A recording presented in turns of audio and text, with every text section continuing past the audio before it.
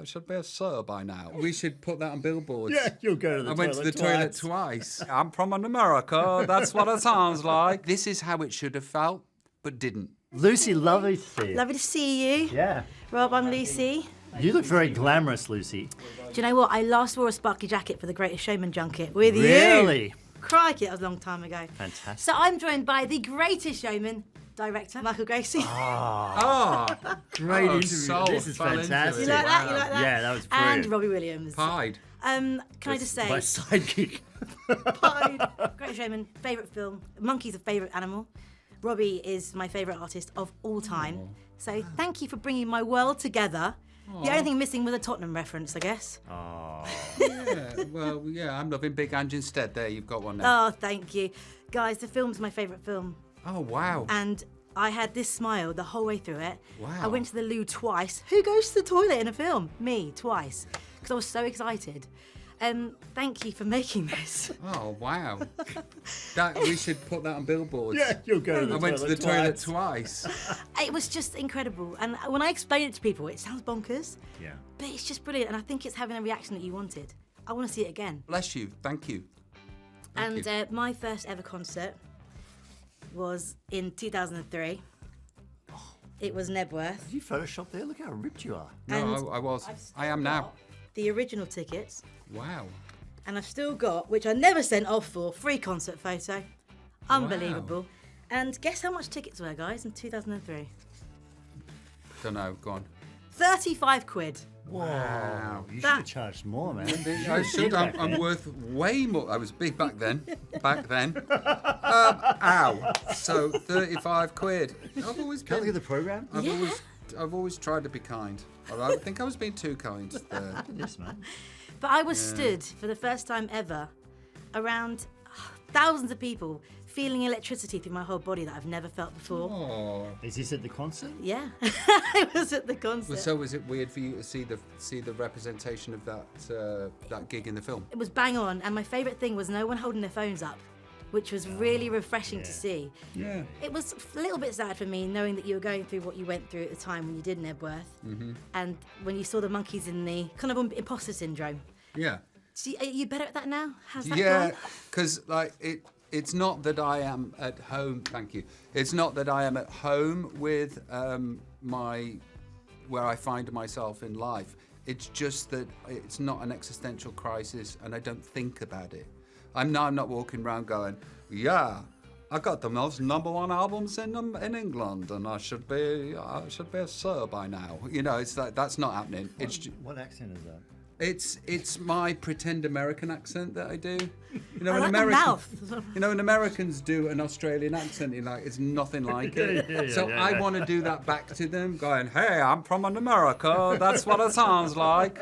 So I'm just, I'm not having an existential crisis about my standing in life anymore. Somebody else is driving the car, and he's wiser and older. The chimp is still in the back. Still in the car, but he's not in control. Me and My Monkey was massive for me, by the way. One of my favourite Robbie songs ever. And the fact that there was a big monkey at Nebworth, I didn't know it was going to happen. Why haven't you sung that in the film? Didn't fit, did it? Didn't fit. But yeah, no, that's the point.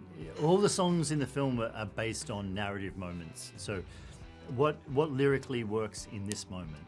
And that was just one that didn't have a place, you know? Oh, but the Me and My songs- Monkey too, though. Here we Watch go. out. Here we the Monkey go. in Vegas. The Hangover. Yes. Literal. What is your happiest moment? And we can't include marrying, we can't include babies. I am currently...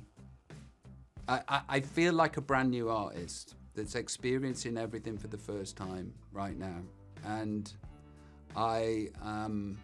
this is how it should have felt, but didn't. Unfortunately, I'd broken the computer. I was in Take That, the computer broke. I then left Take That, did loads of coke, continued to smash to bits the computer. I then took off with my solo career, computer broke, input too much. I put myself back together, and I'm currently experiencing so much joy, so much gratitude, and happier and happier and happier. And I hope you are in your life too. I hope that, you know, you're noticing the changes in yourself and getting to experience what life should feel like. And it's emotional listening back to the music, because you've soundtracked my whole life. Every one of your songs had a moment in my life. And sitting in that cinema and reliving it was reliving my life as well. So thank you so much, guys, for that. And, you know, this Sir thing, you've mentioned the knighthood. What can we do, Michael, to get this? What's going on? How do we get this Sir? I mean, I've done everything I can. I made a whole film about it. He's done his bit. He's done his bit. We'll see what happens. We'll see what happens. And the kids, by the way, are you going to let them see this? When do they see it? Later in life. Yeah, that's the answer that we should give. Yeah, Teddy snuck in. was it? She snuck into a screening. She sat at the back and I didn't know. And I was just like, oh my God, you now know too much about your dad. But like Teddy, my eldest, she really wants this. She wants this thing. And I'm like, babe, it's honestly, and she's like, sure, old man. But then after the movie, she was like, it was a screening at our house, and she was like, can I walk around the garden with you, Daddy? And I'm like, yeah. And she held my hand. She said, I get it. Oh, so emotional. And just finally, what would Grandma think right now, seeing this? Her head would be blown. You know, she'd be super proud, but she didn't understand toasters or video recorders.